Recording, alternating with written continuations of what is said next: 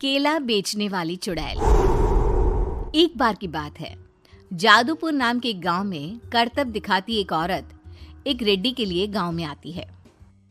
आइए आइए मेहरबान कदरदान, खाइए रोहड़ा के ताजे ताजे केले। कभी खाए नहीं होंगे ऐसे केले, पीले पीले केले खाइए।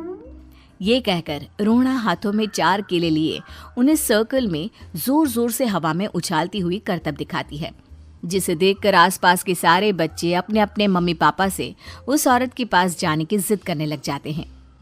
पापा, ऐसा तो सर्कस में बॉल से होता है ना, ये आंटी तो केले से कर रही है। चलिए ना पापा, देखते हैं। रोहड़ा एक पतली सी तार पर चलती हुई केलों से करतब दिखाती है। आते जाते सभी लोग बाहर रुककर उसके करतब देखते हैं और वाह वाही करते नहीं थकते। जैसे ही एक आदमी पास आकर उसे पैसे देने लग जाता है, तब वो कहती है, अरे नहीं नहीं साहब, मैं करतब तो बच्चों के मन को बहलाने के लिए करती हूँ। धंधा तो मेरा केले का है। पीछे देखो मेरी रिड्डी, जो भी मेरे केले खाएगा मेरी तरह चुस्त दुरुस्त और तंदुरुस्त हो जाएगा। पता चलता है क्या कि मेरी उम्र 55 की है। अरे पर ऐसे ठंड के मौसम में कोई केला क्यों खाएगा? ये ऐसे वैसे केले नहीं है साहब, ये शरीर में गर्मी देते हैं। ठंड को दूर भगाए जो भी रोहिणा के केले खाए। पापा, अगर मुझे केले नहीं मिले तो मैं घर नहीं जाऊंगी। तभी उसके पापा कहते हैं कि बेटा, केले ठंड में कभी गर्मी नहीं देते। ये सब कहने की बातें हैं, सामान बेचने का तरीका है इनका। पर पिंकी नहीं मानती। मैं केले खाऊंगी। पिंकी की जिद के आगे नत्थू हार जाता है और उसे केले खरीद कर दे देता है। पिंकी खुश होकर केले घर ले आकर खाती है। अब मैं भी करतब करूंगी, कितना मजा आएगा। जादुई केले। पिंकी पहला केला खत्म भी नहीं करती कि वो बेहोश हो जाती है। दूसरे केले से एक काला धुआं आता है और रोहड़ा चुड़ैल बनकर बाहर निकल आती है। मेरे भूतिया केले बच्चे न खाए, ऐसा हो ही नहीं सकता। जादूपुर वालों, कब तक बचोगे? आ गई हूं मैं रोहड़ा, जिसका कोई नहीं कर सकता सामना।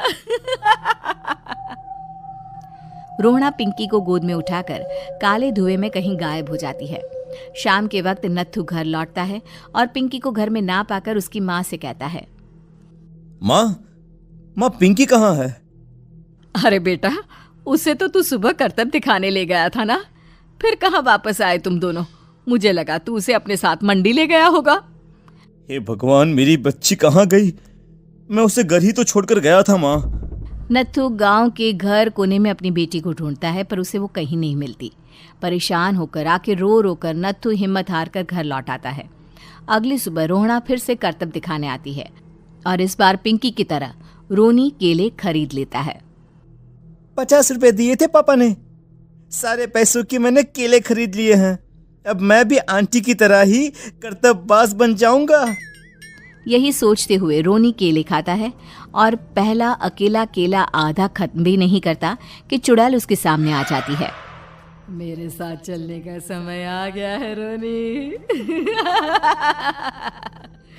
ये तो बस शुरुआत है।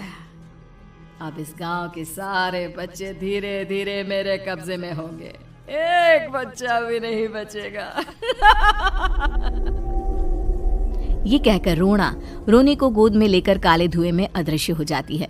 इसके बाद हर रोज गांव में से कोई ना कोई बच्चा गायब होता, पर ऐसा क्यों हो रहा है किसी को भी समझ में नहीं आ पा रहा था।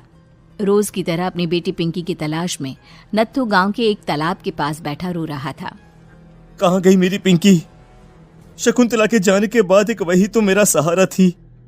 अरे उसकी आत्मा कोस रही होगी मुझे कि मैं अपनी बच्ची को संभाल भी नहीं पाया। नत्थू ये कहता हुआ रो ही रहा था कि तभी तालाब में से उसे शकुंतला की आवाज सुनाई देती है। कहाँ थी तुम शकुंतला? हमारी बच्ची और सारे गायब हुए बच्चे रोहड़ा के कब्जे में हैं। वो बच्चों को जो केले देती है उससे बच्चे बेहोश हो जाते हैं और उसके कब्जे में आ जाते हैं और वो उन्हें ले जाकर काली दुनिया में ले जाती है। पर वो ऐसा क्यों कर रही है? ये मैं नहीं जानती, पर उस दुनिया का रास्ता मैं आपको बता सकती हूँ। जहां ये नदी खत्म होती है वहां एक केले का पेड़ है, उसके नीचे एक दरवाजा है, वहीं से रास्ता जाता है उस दुनिया का। ये कहकर शकुंतला की आत्मा गायब हो जाती है। गांव के सभी लोग झुंड बनाकर उसी रास्ते से काली दुनिया में चले जाते हैं और वहां देखते हैं कि सारे बच्चे वहां काम कर रहे थे। पापा मुझे ले चलो यहाँ से। पापा पापा। सभी बच्चे अपने मम्मी पापा से लिपट जाते हैं। तो तुम लोग यहाँ तक आ गए? क्यों हमारे बच्चों को पकड़ लिया तूने?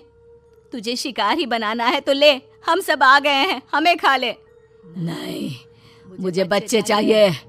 मेरे बच्चे के बदले तुम लोगों के बच्चे। क्या मतलब? मैं इसी गांव में रहने वाली एक औरत थी।